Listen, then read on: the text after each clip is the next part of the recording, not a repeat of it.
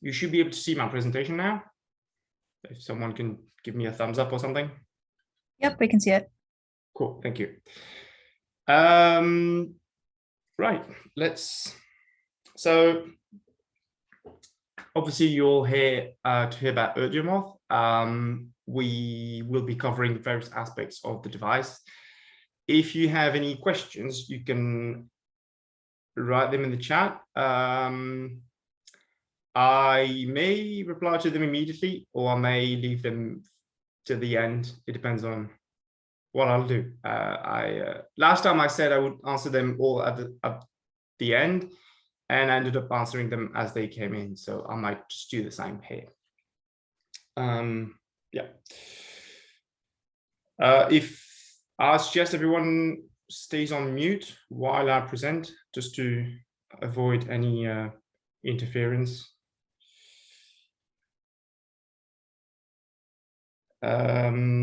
Okay, let's start. So first, let me introduce myself. So my name is Niels, and I have been working with bats for close to 10 years now. And I'm really passionate about acoustics and everything, bat acoustics specifically, and anything that sort of that involves technology as well. So that's where bat acoustics are really fun for me, because they combine technology and bats, which I find really interesting. And that is why I tend to spend a lot of time investigating devices such as Audiomoth and others as well. But I felt that there was a need for workshops like this on Audiomoth. So some of you might know me from my Big Bat Year, where in 2019, I traveled the world to see and/or record as many as 400 bat species. And then since then, I have founded my own company, where I provide mostly bat sound analysis services, but I also do some other related things, and also provide training, which today's workshop is an example of. I've got ongoing project in Peru, Western Asia, Europe, and I've got more coming in the future. I've only got confirmation for Seychelles, but I'm sure there'll be more exciting things coming. Getting confused here, but oh, sorry about that. Before we go any further, you've heard about me. I would like to hear about you. So I've got a few questions. The first one is whether or not you own an Audiomoth. I just want to know if you have one already. So please answer that question that just showed up on your screen. So last time we had 2/3 yes, 1/3 no, I think. And I think, yes, we are heading towards the exact same proportion, which is interesting. Okay, so we've got 57-43, and I think last time was 58-40. It was very, very close.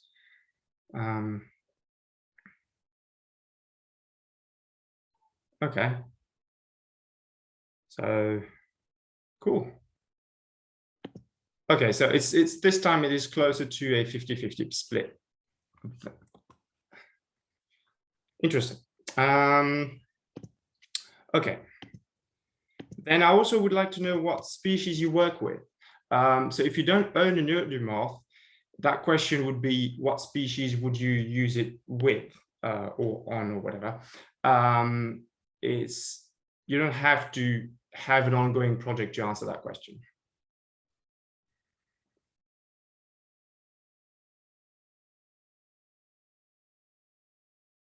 The people who have responded, okay, so you're a fun group, because you actually pick my stupid answers at the bottom that everybody ignored last time. So there are 4 of you work on aliens. That is good to know. Now, anyone who's responded non-avian reptiles, insects, or large mammals, can I just ask you to briefly in the chat write a sentence or two on the species specifically you're working with. Okay, so it is mostly bats, unsurprisingly, and then birds, small mammals. Cool. That is a interesting result here. Okay. Short-finned pilot whales. Oh yes, they are large mammals. So I'm sharing the results with you as well, briefly, before we go on to the next question. Okay. Next question I want to know is, in what context do you intend to use Audiomoth? I have been told I had a couple of answers missing, such as any sort of conservation planning or any local planning authority and things like that. If it is one of those, just pick non-academic research or other at the bottom.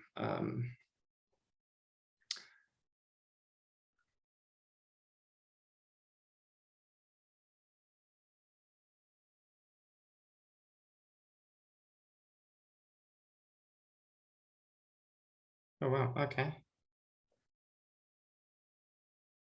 So 3 of you, assuming you're the same people who picked alien earlier, I like you. But unfortunately, this is not a yoga class. I would be the worst yoga teacher.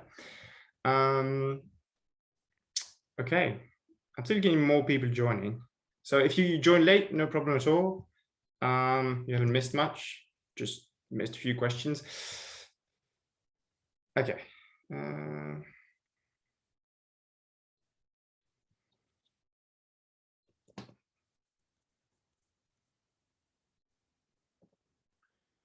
And last question is about your work. So I'd like to know what kind of work you do. Yeah, that's it. But not doing back group. Okay.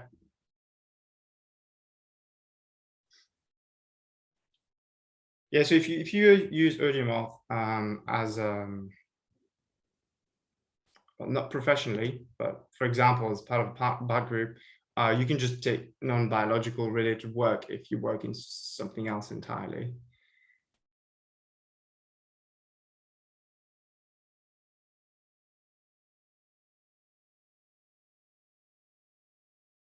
Okay.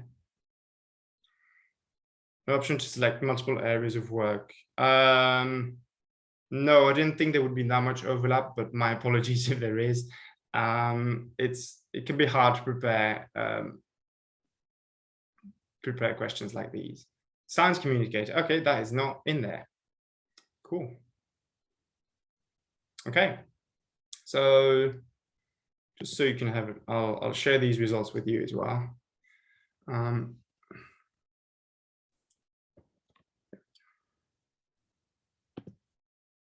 Okay, so let's just go on with the show now.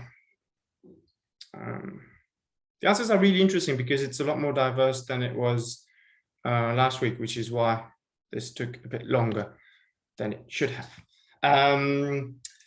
So obviously you want to hear about Audiomoth. So let's start with the basics. What is Audiomoth? Audiomoth is an open source, and because it's open source, there is no search for profit, and that allows whoever manufactures this thing to keep the costs relatively low. Obviously, a lot of corners have been cut, and we'll be covering those later on. But it is a very affordable way to record full spectrum recordings out in the field. Full spectrum recordings, if you don't work with bats, you might not be familiar with the term. It basically means that you're recording exactly what's happening. You're not doing any fancy trickery with ultrasounds to make them easier to process.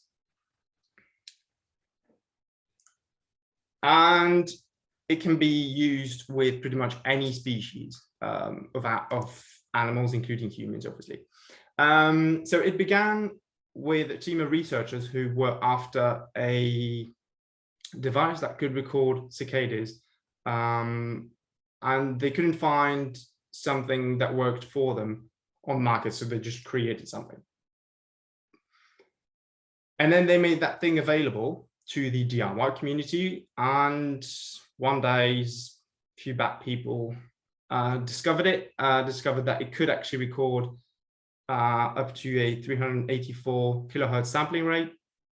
And that's where the journey of this little thing in the bat community began.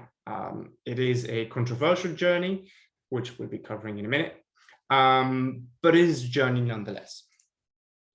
So first off, it's not something that you can just walk into a shop and buy.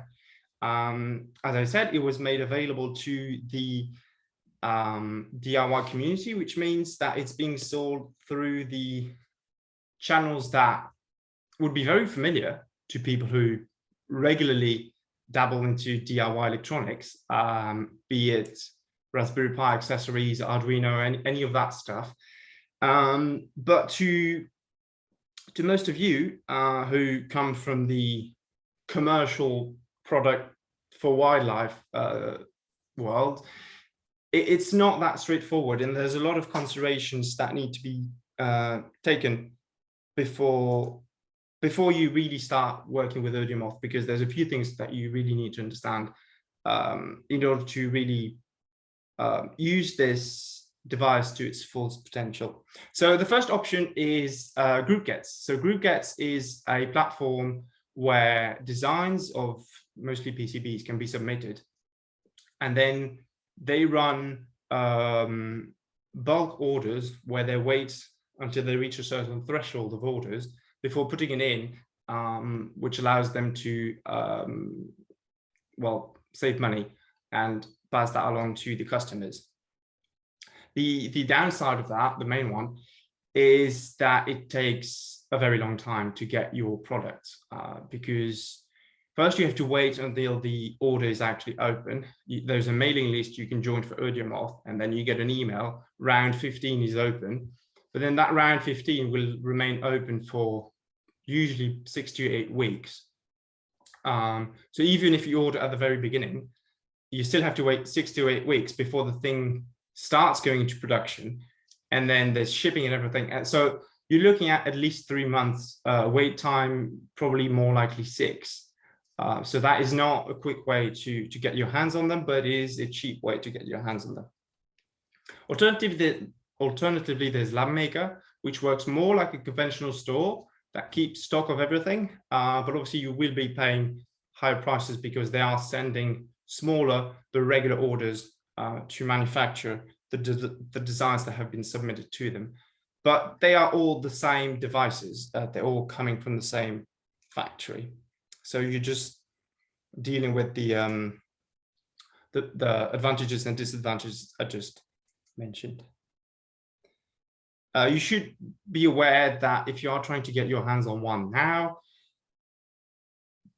it is an electronic device, and as such, it is affected by the same supply shortage that is affecting the entire electronics industry, from cars to computer components.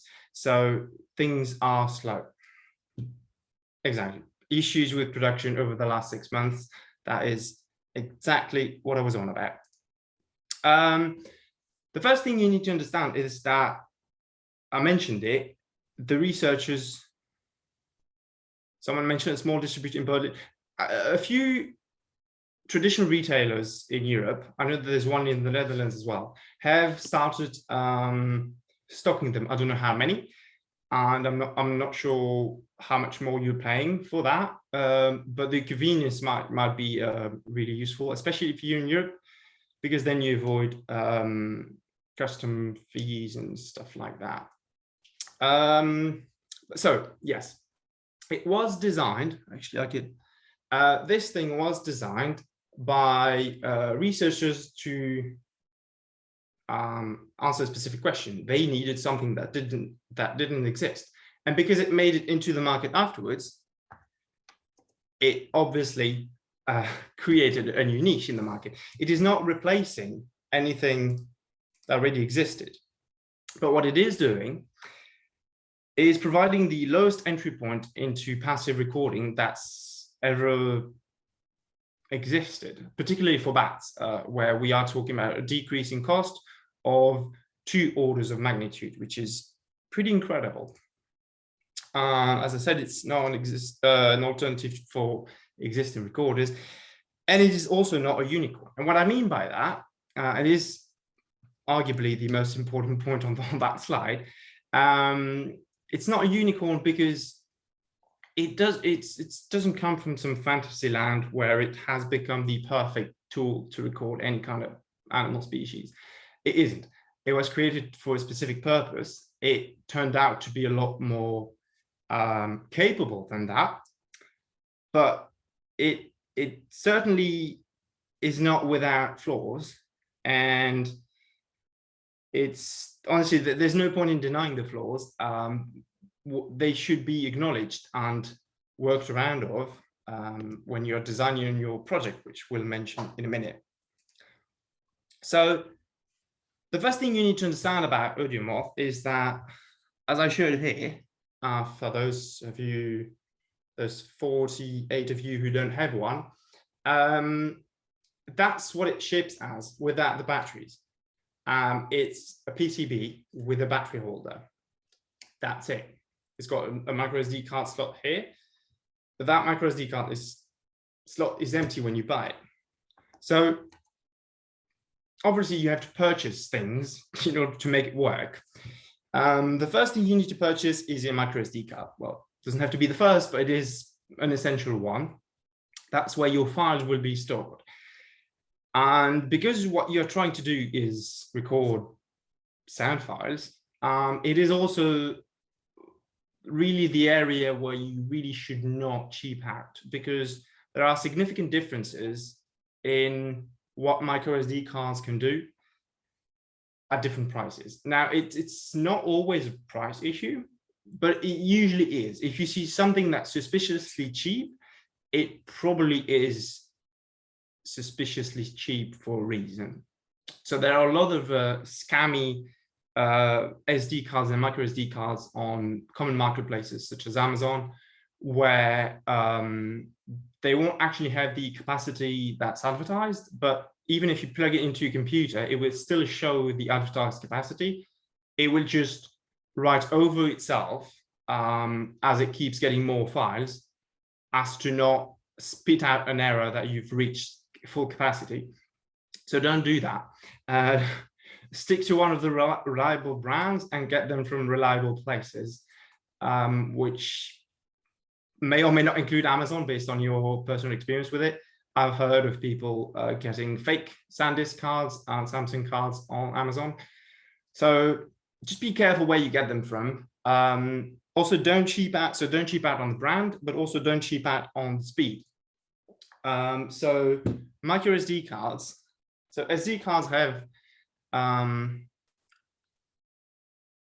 let's say, suboptimal speed ratings, and micro SD cards are even worse. So to actually get a good idea of the speed, you need to understand pictograms and small logos, and you have to have glasses with you because everything's really small. So, but what you're looking for is a U with a 1 or 3 inside of it. Now, the U3 are the fastest, but also the most expensive. But they are the ones that are recommended by Open Acoustics for the Audiomoth, particularly for bat recordings. If you are working with bats, I would still recommend those, because with those, you are guaranteed not to lose any files. Because you have to understand that if your card is too slow, the Audiomoth will still try to write to those cards. But if the card can't keep up, the files that are not written to the card will just be deleted. So you may end up losing a fair amount of data depending on your settings. If you are working with sort of audible range species, I wouldn't worry too much about the SD card speed, but still get a reliable brand. About capacity, that depends on your recording schedule and storage requirements. Exactly. Someone says you won't even know about the data if you lost that. That is exactly true, because there will be no record no traces of the files that were never written to your SD card because they were never written to your SD card. They briefly made it onto the RAM and they were overwritten because, well, it's only got so much RAM. Yeah, capacity. So we'll go over the configuration app in a minute, and that one gives you a estimate of battery usage and storage use per night of recording. And based on that, you can then do your calculations on what capacity you should get. I would say better go one size up than one size down, but they can be quite expensive. I usually use 128 gigabyte cards, but now that I have the back trigger, I stick to 64 gigabyte cards. But if you are recording in areas where there's lots of bush crickets, for example, get the 128 gigabyte cards because bush crickets will be filling up your 64 gigabytes before you've recorded a single back.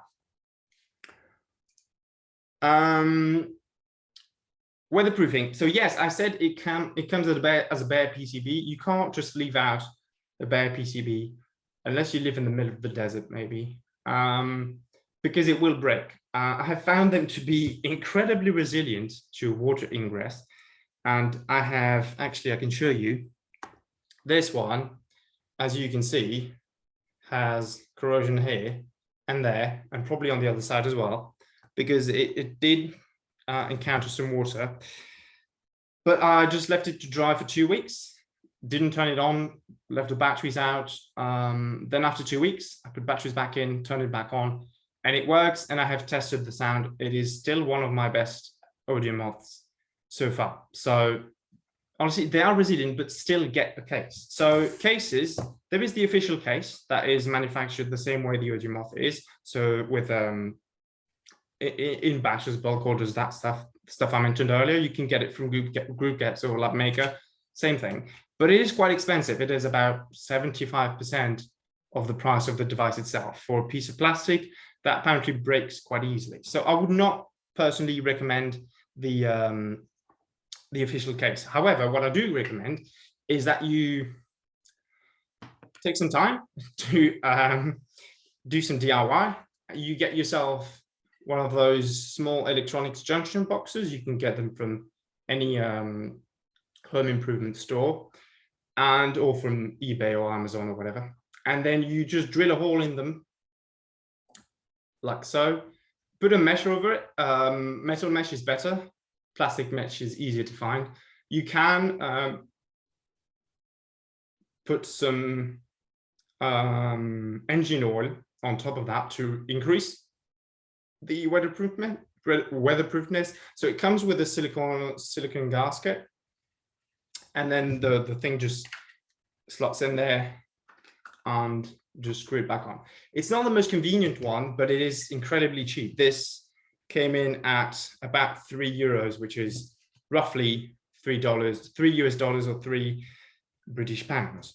So it is a lot cheaper than, it's over 20 times cheaper than the official case, but you do have to make it yourself. Other options include 3D printing. So I know that there are a couple of designs on Thingiverse. Again, it's about having that mindset of, this is a DIY electronics product. I have to go through those channels, and those channels include Thingiverse. And if you don't have the 3D printer yourself, is going on a website that offers 3D printing services, and they'll print it out for you, ship it to you. It will still be cheaper than the official case. It's also really cool because it's got a bat on it. And it's really cool.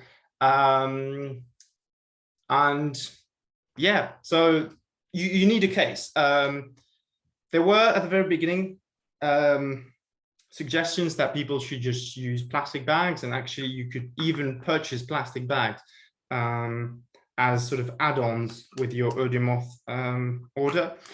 They're terrible for any kind of ultrasonic recordings. They would be probably fine for birds, amphibians. I would not use them for any kind of high frequency sounds.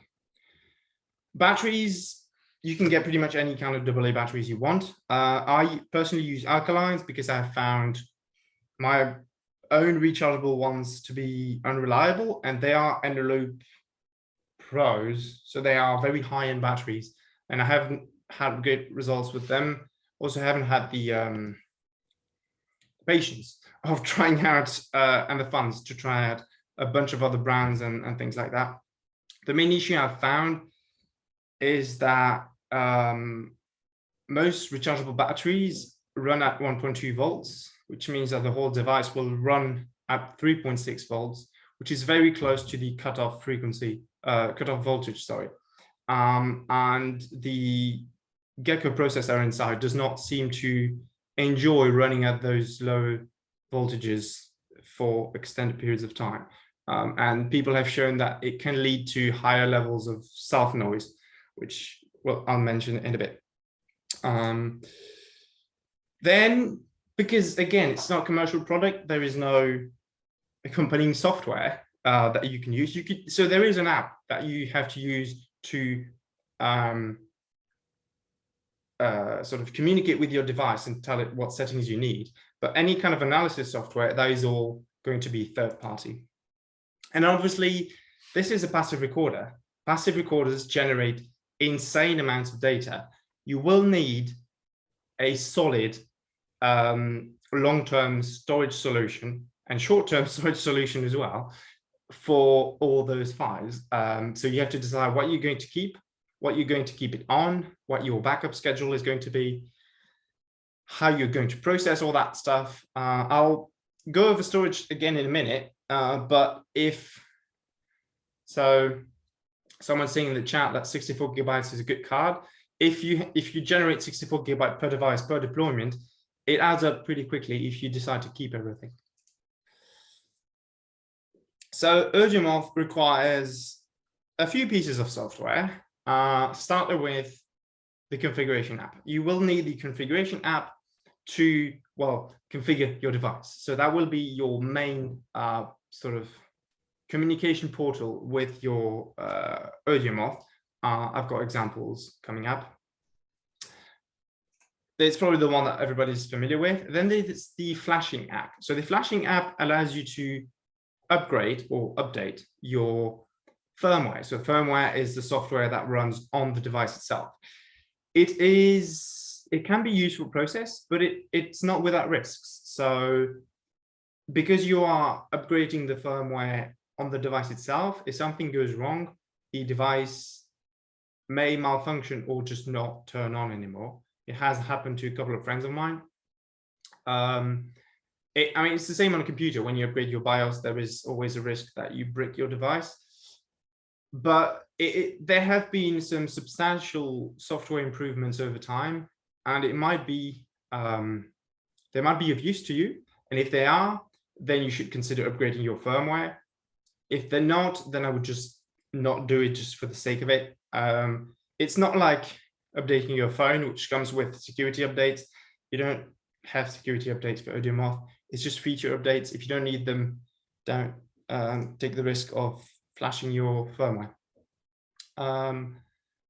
I've found the flashing app itself to be pretty sketchy on Windows, and it crashed on me the other day halfway through the upgrade. I thought it would have bricked the device. Luckily it didn't, but for the same price it could just have done. And then there's the time app, which most of you would never use, but it is required when using the experimental trigger for bats, because that is the only way you can set the time upon which the trigger is based.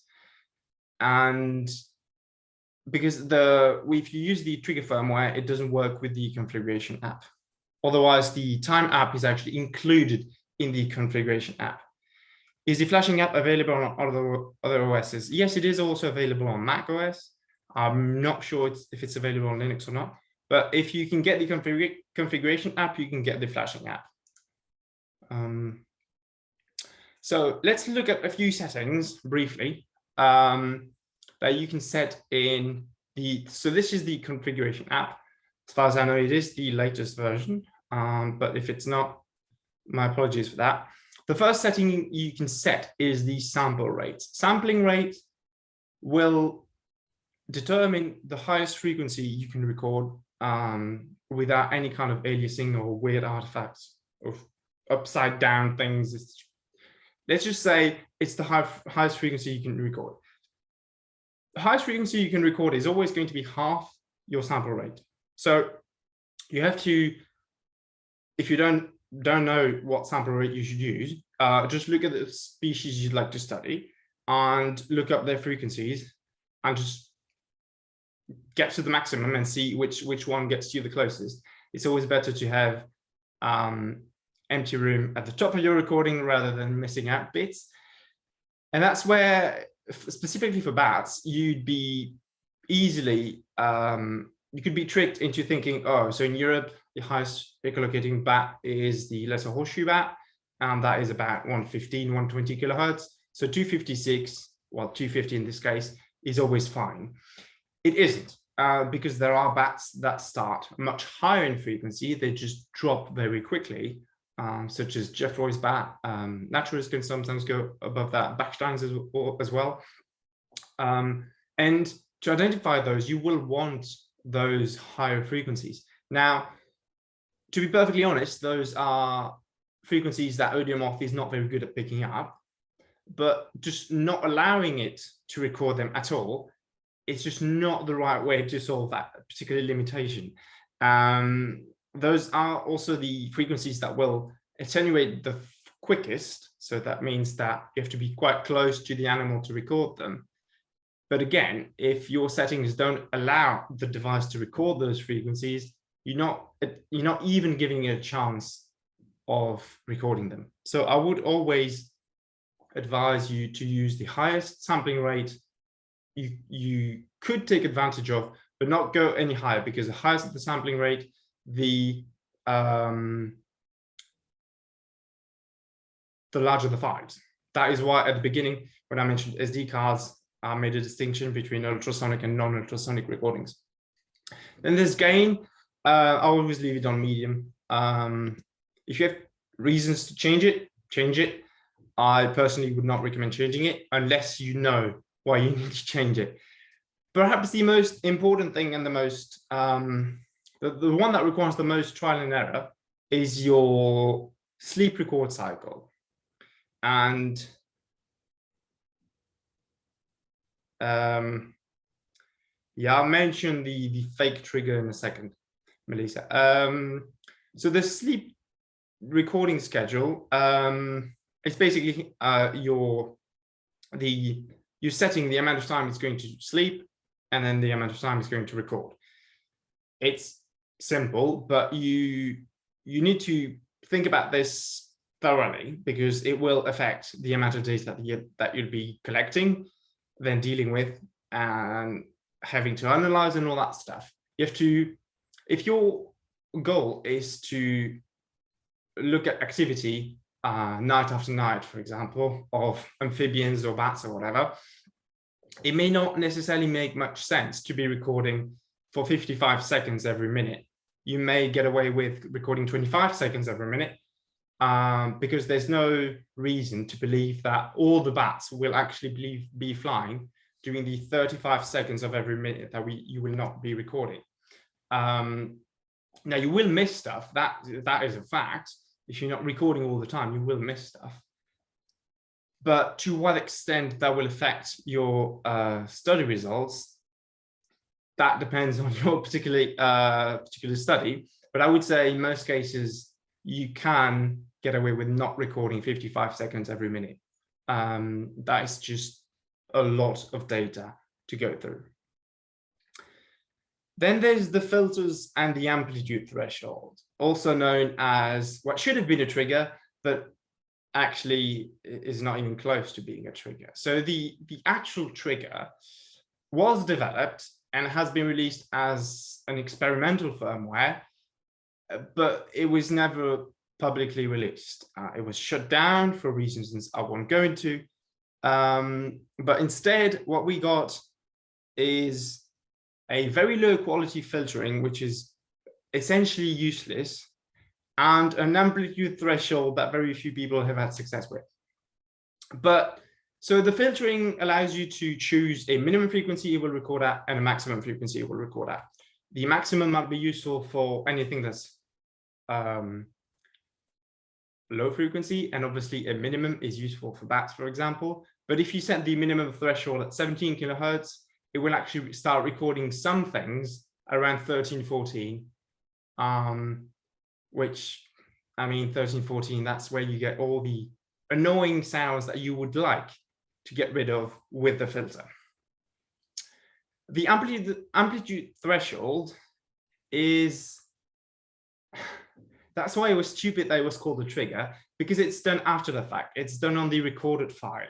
Once it's been stored, I think it's done once it's on the RAM.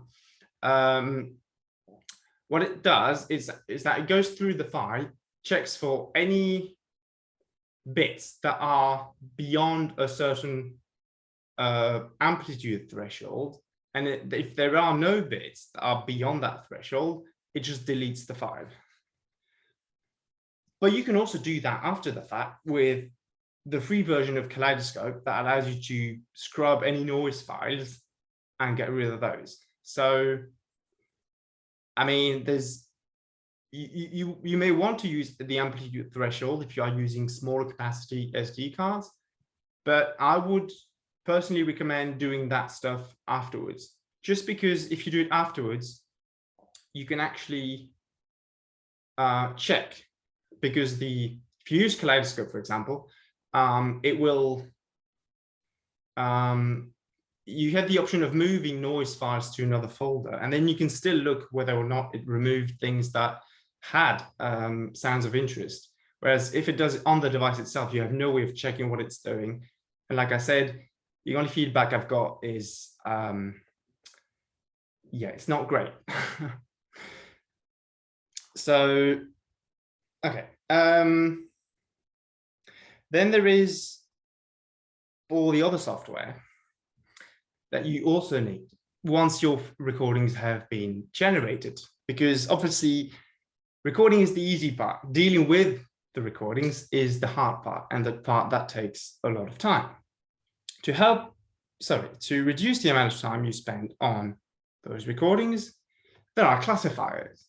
Those classifiers are not a replacement for manual analysis. They are sort of a colleague that does something slightly different, so that you can be more efficient.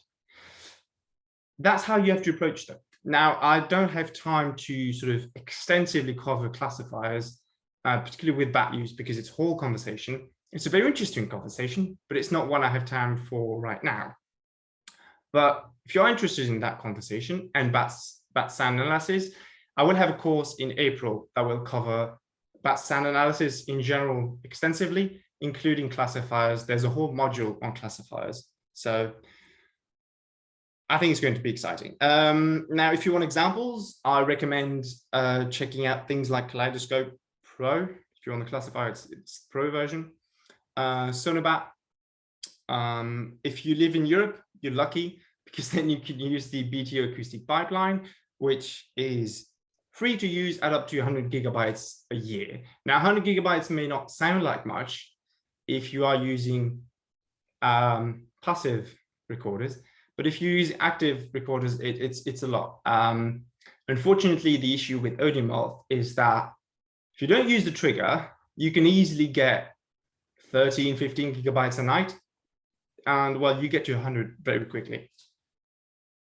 But I mean, you can, like Kaleidoscope and Sonobat, just purchase more credits. The other advantage of the BTO acoustic pipeline is that it doesn't run on your computer itself. So if you have an old machine or very, I don't want to say not very powerful, battery efficient laptop, you might want to look into that as well. The main issue I have with Audiomoth is that it's become a very affordable entry point into the world of passive monitoring, but that word was usually reserved to people with experience, because you would start with active recording and then move on to passive later on as you got more experience. And I'm not saying that beginners shouldn't use it, but beginners should be very cautious when using classifiers, because it's very easy to just trust what they say and start generating huge amounts of questionable data if you don't have the experience to audit it and vet it properly. So it sort of gives a false image of how easy it is, or rather not easy, to record passively, particularly bats. Then you also obviously need something to view the files. If you are using Audiomoth to record birds, amphibians, or anything like that, you can get away with a lot of sort of general purpose software, such as Audacity, Wavesurfer, which is similar to Audacity, Raven as well. I think there's a free version for non-ultrasonic calls. And then Kaleidoscope and Sonobat both have a free viewer that can be used for bat calls. So basically, viewing can be done for free. It's the classifier bit that tends to be expensive. And finally, I added editing software. If you work with bats, there's not going to be any editing available to you whatsoever.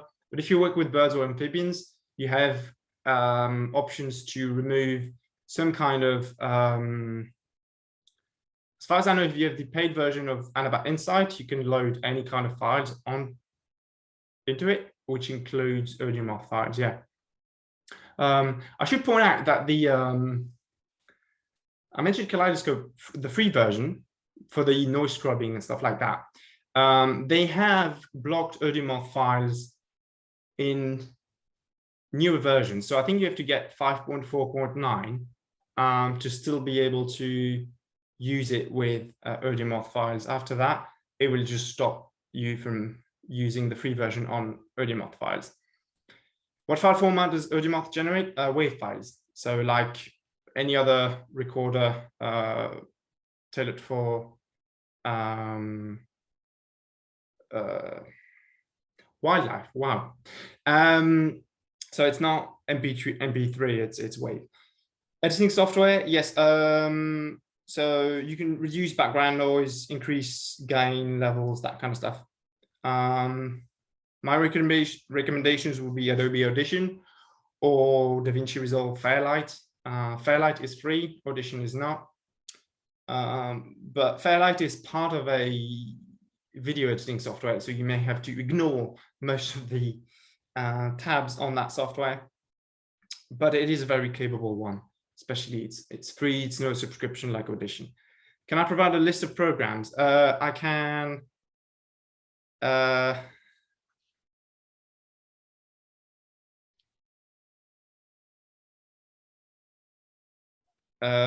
Yes, I can write down the ones that I have added. I have in my notes, but I can also. So there would be an email asking you for feedback afterwards, and I will include links to all the bits of software I mentioned. Do I have experience analyzing Audiomoth data in Bat Explorer? No, but I would say as a general rule, if you don't trust classifiers, you should never trust them blindly. That's just a fact. That doesn't mean you can never trust them. It's never trust them blindly. And to not be blind, you have to actually get to know them with known files, and it requires a lot of work. But as a general rule, most of them perform worse with Audiomoth files because it's got the issues I mentioned. Just 1 second. I know we're already behind schedule, but yeah. But the yes, and also most classifiers tend to be slower with Audiomoth files, which is interesting. So I don't have any experience with Bat Explorer specifically, but I would just say take the level of caution you'd have normally with Bat Explorer and double that. So firmware, as I mentioned, it's the software that runs on the device. It's also open source. It's not just the hardware that's open source. It's also the software. That's why there's a firmware. There's an experimental trigger, sorry. And you can modify it. as you want, but you have to know how to code, because if you don't, you will turn your Audiomoth into a paperweight. So personally, if you want to play around with it, just go for it. I would not. So, is Audiomoth a game changer? It's a word that people love to throw around in the electronics industry. Whenever there's a new camera, new graphics card, whatever coming out, that word comes out somewhere. I don't like it because of that, but I do still believe that Audiomoth is in more than one way a game changer, because it is extremely affordable. Like I mentioned earlier, for bat work, it is 2 orders of magnitude cheaper than whatever was available before that. It's also extremely small, and this makes it discreet not only to travel with, doesn't have to be in a rocket, but it can just be with a backpack. You can fit 20, 40, 50 of those in a backpack. To fit that number of SM4s, you need a pickup truck. So you're going from someone who can carry the devices on their back to you need a vehicle. You need that vehicle to access the sites. There's obviously the environmental impact if you want to consider that. But the idea of being able to have enough devices to cover an entire national park in one single backpack that you can travel with is fantastic. And also, because it's so small, you can actually hide it in plain sight. I've done that in the center of Brussels. The devices were not stolen, which I don't understand, but there we go. So if you are working in cities, they're fantastic devices for that as well. And finally, because they are so cheap, and well, yeah, I was going to say easy to get your hands on, maybe not necessarily, but they do allow more people to open up the world of acoustic recordings to citizen scientists. And instead of loaning multi-thousand euro devices to people, you're loaning devices that cost less than 100 euro. And that does make a big difference, both logistically, financially, but also you now have a lot more people who can actually design citizen science projects using those devices, because they don't cost you a kidney every time you want to buy one. But as I said, it's not perfect, far from it. It does suffer from a number of issues. Most of them are illustrated right here with, if you're not familiar with what's on the screen, it's a sonogram or spectrogram of a Myotis bat from Europe. It is unidentified because it was recorded with Audiomoth. And you have to understand that if you are using Audiomoth, you will not be able to identify everything you record.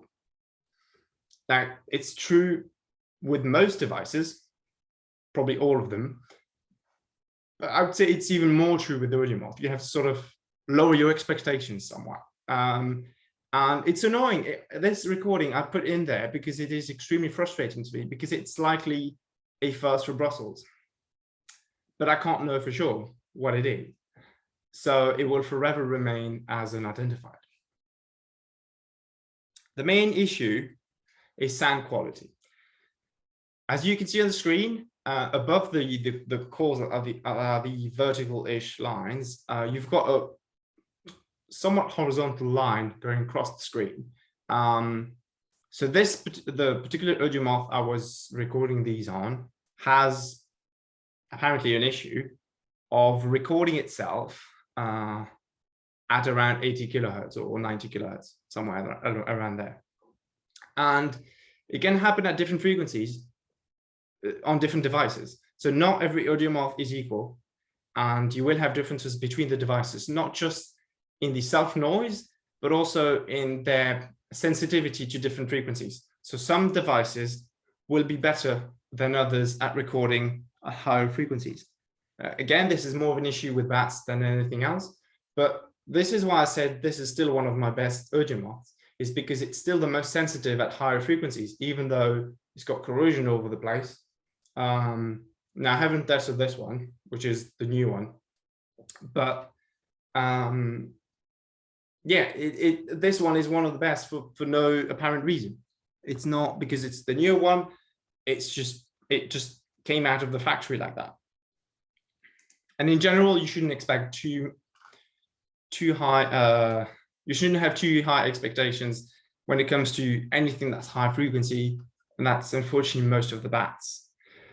Then it's not a commercial product again, so don't expect any kind of customer support, any kind of warranty repairs, none of that. If you want repairs, you have to do them yourself or buy a new one, which is not great. And it's not plug and play, like I mentioned earlier. You need other things, including a case, which is annoying because most people, if you get 60 of them for a citizen science project, you don't have time to build 60 cases. Now you could probably get kids to do that. If the kids are going to use the Audiomoths and they could decorate it, you could make it fun, but not everyone can do that. So there's still a barrier there.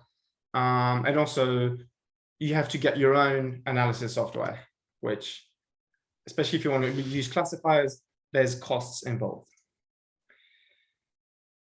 So because it's got all these limitations, you have to design your project around Audiomoth. So if you have decided to use Audiomoth, think about, okay, I know it's got those issues with very high frequencies.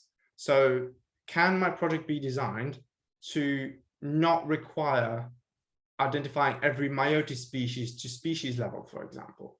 Or if I'm going to survey horseshoe bats, which only collocate at very high frequencies, it's not just part of the call, you will lose it, it's the entire thing. Can I perhaps buy more devices so that, statistically speaking, the bats will be closer to the recorders because there'll be more of them? And therefore you increase your chances of recording them, and therefore you increase the chances of you having significant results. Because when your device costs a 20th of the alternatives, you can actually start thinking about, okay, so how about actually have a grid that is 5 times more dense than I would have otherwise? So you have to sort of really accept that you are working with material that is of lower quality. But there are ways around that.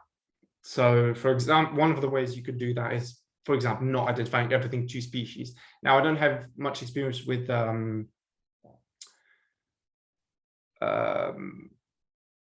amphibians, but for birds, for example, you could also decide that, okay, those 2 species sound quite similar. So I'm thinking of probably migrating pipits or something like that. Some of them do sound quite similar.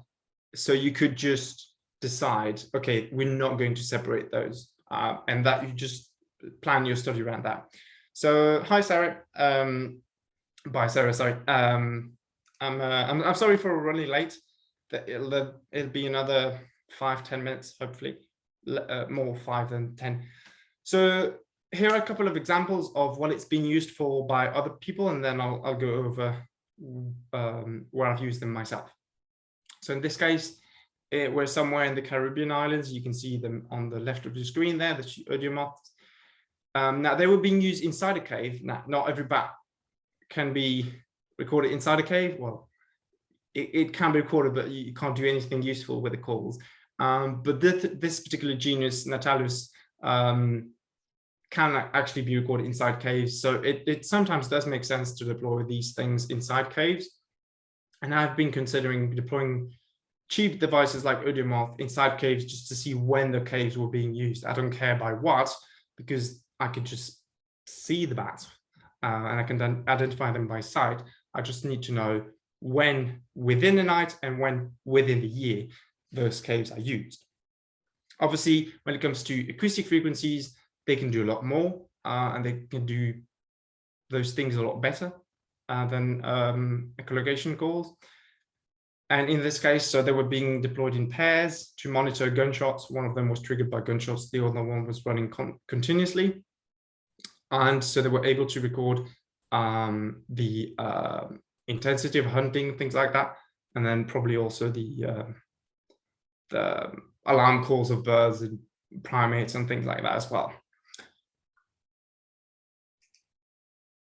So a couple of examples of my own project. So in this case, I was trying to find barbastellas in southern Belgium. I did not find any, but it was useful to have cheap devices that I could just leave in the forest for a month with the trigger, because barbastellas are low frequency enough. I didn't expect too many identification issues. They're also quite straightforward to identify, which also helps. But the only issue is that they have quiet calls. So Audiomoth is not the best for that. But if you have enough of them, you should still have good chances of recording things like barbastellas or any quiet species. Another example is in Brussels, where I was helping a friend with a project, and we recorded bats in urban parks in Brussels, where we were able to monitor bats despite an abundance of people who would probably have been rather happy to leave with a device that costs 1,500, 2,000 euros. But here, because it was so small, so discreet, I think most people just didn't see it. And if people think that those devices don't get stolen, that's really not true. There are many, many stories of people having their fancy recordings stolen. So sadly, it is a reality. And then here, so in Brussels, just now, I showed you why the sort of affordable aspect of Audiomoth can be useful. But in this case, so as in, if you lose one, it's not the end of the world. Here, it's just using several to replace a walked transect. So instead of spending evening after evening chasing bats that were flying along an unknown route, I was just able to guesstimate the route based on. So on this map, it's turned slightly yellow. Sorry about that. So on this map,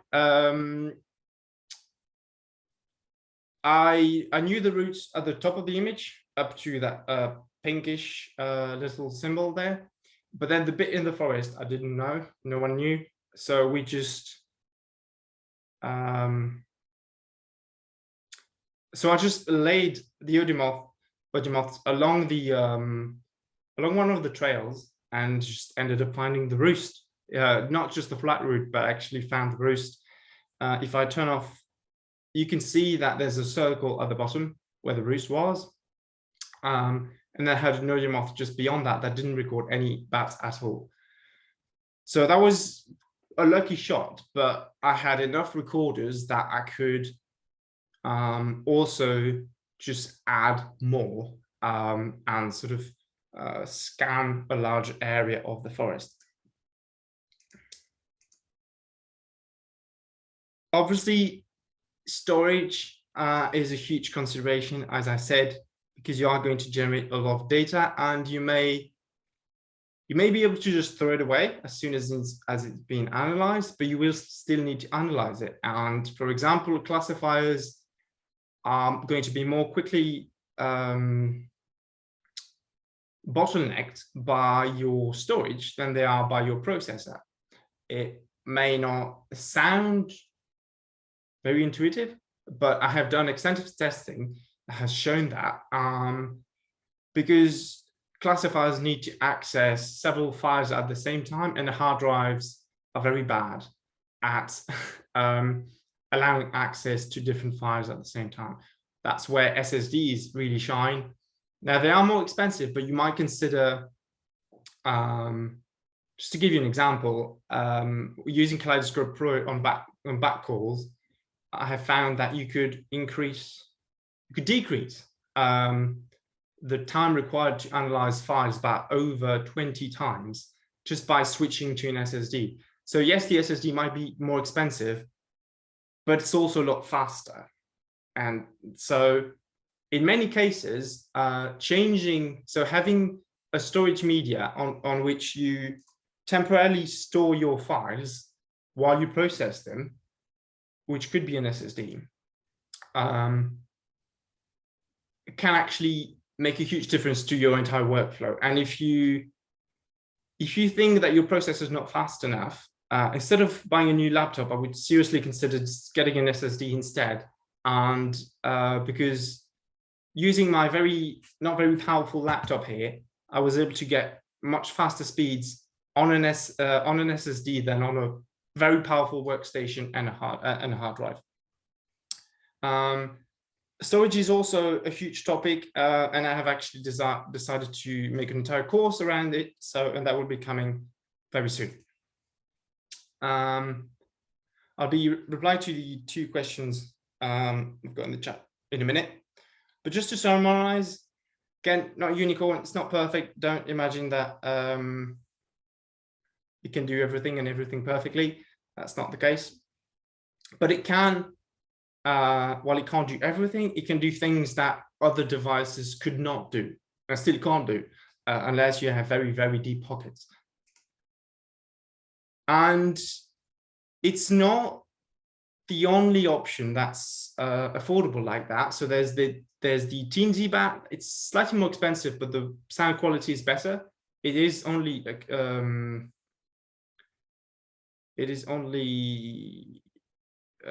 high frequency as far as I know.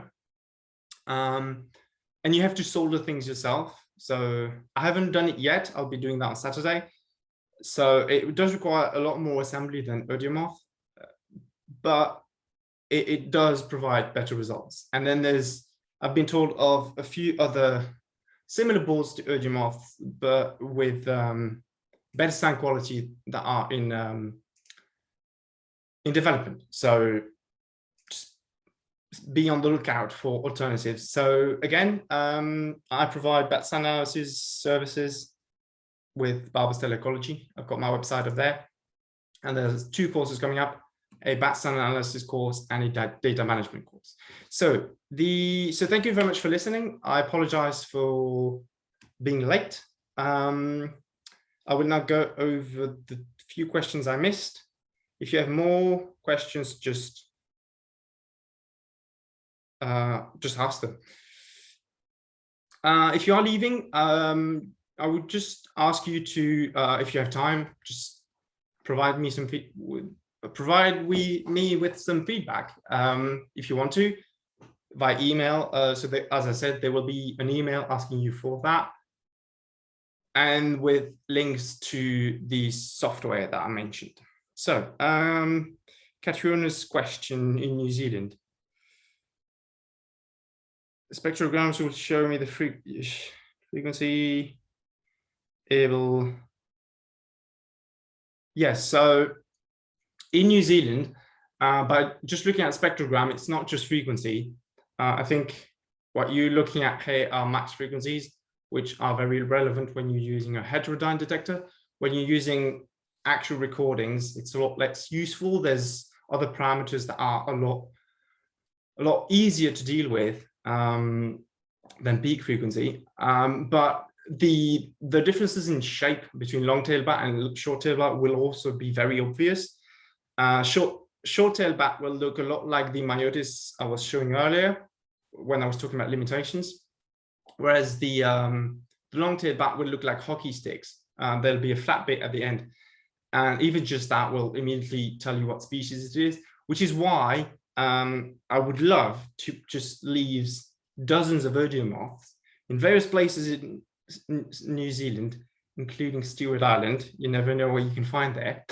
And just because it's so easy to identify the two, it's very easy to develop a classifier that can distinguish the two at almost 100% accuracy as well. So particularly on all islands in general, I mean, I'm not talking Madagascar and Australia, obviously, but sort of smaller islands, they can be fantastic to just survey the entire thing rather quickly, and then just develop a quick and dirty classifier, because you'll have such low diversity that there's no chance it's going to be terrible at its job.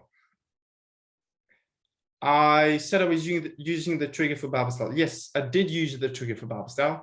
That's how I was able to get a month out of them, which sort of leads me on to the other question of what kind of battery life is typical. So with bats, I've had anywhere from 3 days to a month. Usually with the trigger, it's about a month. Without it, it's 3 to 5 days. There's no in between. You can get estimates with the configuration app. I could go back to that. Wow, this thing is slow. There we go. 4. So as you can see at the bottom, it says each day will produce 0 files totaling 0 megabytes. Daily energy consumption will be 0 milliamp hours. If you go into schedule, actually apply a schedule, that's where you pick which times of the day it will record. Then it will fill those zeros with actual numbers. And that's how you can get an idea of how much storage you're going to need, but also how long your batteries will last. Storage-wise, generated WAV files are quite large. They compress quite well with. Yes, I don't have much experience with compression myself, but I have indeed heard that WAV file is one format that really handles it really well. So that is something you can consider as well for long-term storage, sort of cold storage, where you don't need to access the files regularly. Unfortunately, my files, even the old stuff, I tend to still go back to it regularly, just to find that one specific recording. So it doesn't work for everyone, but that is definitely a good thing to keep in mind when sort of planning your storage and backup solutions. You could have compressed backups, for example. I wouldn't suggest only having compressed backups, but that could be one of your backups. What is the best membrane to or mesh to cover the mic opening? The best is not the one I used. This thing is the only one I could find at a reasonable price. It's just non-branded mesh on Amazon. Metal mesh is better than plastic mesh for bats. The smaller, the better, because then you also prevent water drops from actually going in because of surface tension. But it's never going to be perfect. Anything you put in front of your recorder is not perfect. And I know people have done extensive testing, and even membranes used by wireless acoustics, for example, attenuate calls a lot. So that's why I mentioned engine oil, because it's a lot more effective at adding waterproofing than going for some kind of other mesh. Someone mentioned Gore-Tex. I would stay away from that because it's quite a dense membrane. Sprint screen, which is what's recommended. I'm not sure I'm familiar with print screen. Tell me more about the opening on the microphone. Yes, so not actually what you want me to say, but let me switch to overhead again. But yeah, so you have to obviously align the hole, and then cover it. So as you can see here, it's not perfect. I don't know if this one has a hole or not. I think this one, yes, this one is torn. I need to fix it. But the idea is to leave a hole that's sort of large enough that it doesn't create a tube around your microphone, which I believe the official case kind of does. Because that will generate echoes very close to the microphone, and this will just turn all your calls into mush, which you don't want. And then you need to cover your microphone with something. That's why I mentioned mesh earlier. Mine is not treated. I also always have my Audiomoth this way, or this way, doesn't matter, but it's also vertical. So the chances of it raining straight on the mesh is very, very low. Which is why I've never had issues. I've had issues with water ingress, for example, here, when I didn't tie it down properly, or when I lent them to others and they didn't tie them, they didn't screw the screws all the way. But the membranes themselves have worked pretty well so far for me. Establish the presence of woodpeckers in a wood. Yes, they would be great for that. Now you're excited about trying other things. That is exactly what Audiomoth can do. Because they're so cheap, you can actually just have an idea, do it, and then think about other things, do it as well. You're not as limited by funding as you would otherwise. And yeah, so earlier I mentioned noise files, and it's that famous saying, someone's trash is someone else's treasure. Noise files are subjective. Bat workers consider bush cricket noise, bush cricket's recordings as noise, but they have a lot of data. So when you're out and about recording stuff, it might also be good to think about, is there anyone who would be interested in analyzing the recordings I have for other things, for example, bush crickets or shrews or whatever else. There is a huge amount of data that gets deleted because we think it's of no use. It's of no use to us, but there's other people out there trying to actually use it. Will the recording of the talk be shared? Yes, it will be recorded. It is recorded and it will be shared. Yes. Pattern of the core, obvious. Yes. Waterproofing, biggest issue. Yes, especially on Stewart Island. Yeah. But that said, I have used them in the Amazonian rainforest. I don't think New Zealand gets more rain than that. It does get a lot of rain, but it is the Amazonian rainforest in the wet season. And they worked fine. They had water on them, but again, leave them to dry and they'll be fine. Don't try to turn something on when it's got water on it. If it shouldn't do that with phones, anything. Just always forget about turning it on for 2 weeks and leave it to dry. Have you had confusions between pipistrellus, and Nethusi with Audiomoth? I would know. Those are not more difficult with Audiomoth than they are otherwise. So not that difficult in most cases.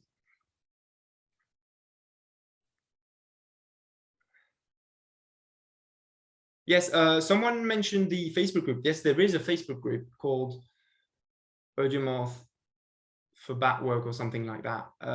If someone has the correct name, please type in the chat. I am an admin of that group, but I don't even know the name. But if you do use Audiomoth for bats, that is a good source of information or discussion.